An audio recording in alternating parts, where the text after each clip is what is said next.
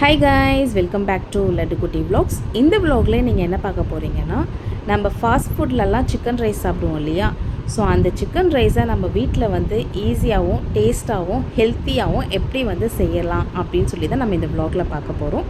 நம்ம வீடியோ நீங்கள் இதான் ஃபர்ஸ்ட் டைம் பார்க்குறீங்கன்னா லைக் பண்ணிவிட்டு அப்படியே சப்ஸ்கிரைப் பண்ணிவிட்டு பாருங்கள்.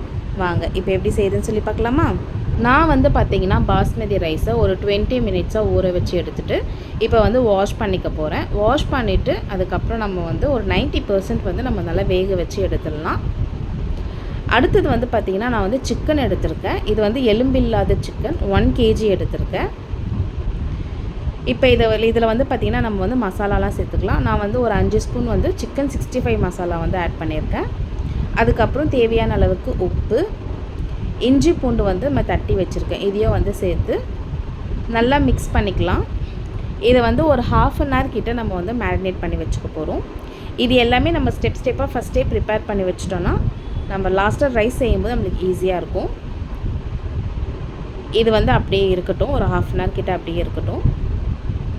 அடுத்தது நம்ம வந்து முட்டை வந்து பொடி மாஸ் மாதிரி நம்ம செஞ்சுக்க போகிறோம். அதுக்கு தேவையான அளவுக்கு எண்ணெய் ஆட் பண்ணிக்கலாம். எண்ணெய் சூடானதுமே நான் வந்து 11 முட்டை ஆட் பண்ணியிருக்கேன்.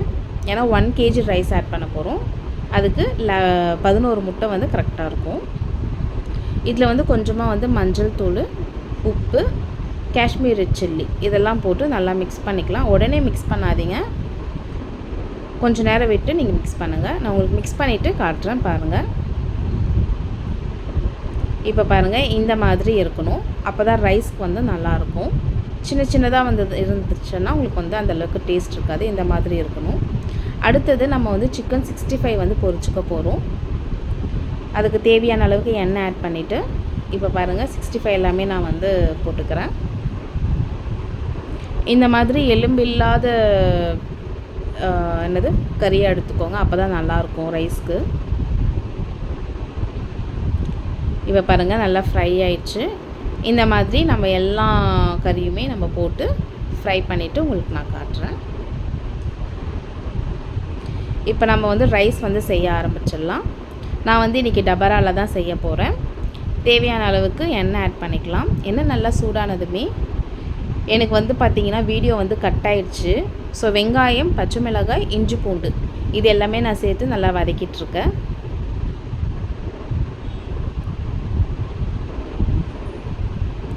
இப்போ நம்மளுக்கு வெங்காயம் நல்லா வதங்கியிருக்கு இல்லையா? இது கூடவே நான் கொஞ்சமாக வந்து உப்பு சேர்த்துக்கிறேன். உப்பு சேர்த்து நல்லா வதக்கிக்கலாம்.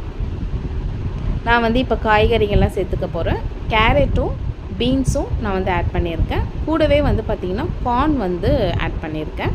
இது வந்து ஆப்ஷனல் தான், ஆனால் நீங்கள் சேர்த்திங்கன்னா உங்களுக்கு நல்லாயிருக்கும். உங்களுக்கு இது ஆப்ஷனல் தான், விருப்பப்பட்டால் நீங்கள் சேர்த்துக்கலாம். இப்போ நல்லா வந்து மிக்ஸ் பண்ணிக்கலாம். தண்ணி எதுவுமே விட வேண்டாம், அது எண்ணெயிலே நம்மளுக்கு நல்லா வதங்கணும். ஸோ காய் எல்லாமே நல்லா வதங்கிறதுக்காக கொஞ்சம் நேரம் இருக்கட்டும்.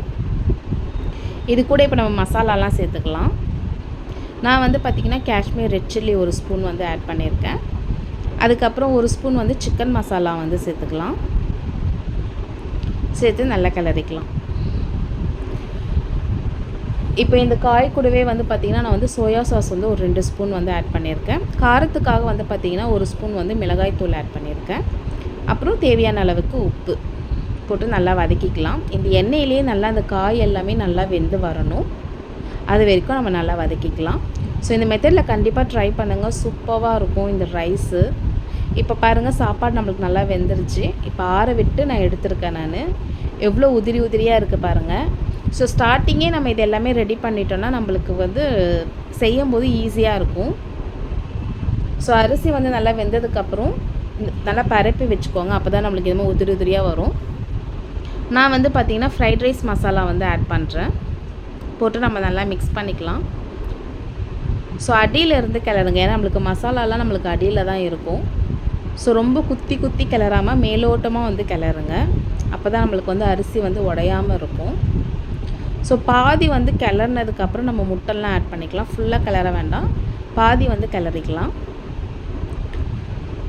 இப்போ பாருங்கள், இது கூட நான் வந்து முட்டை வந்து ஆட் பண்ணியிருக்கேன்.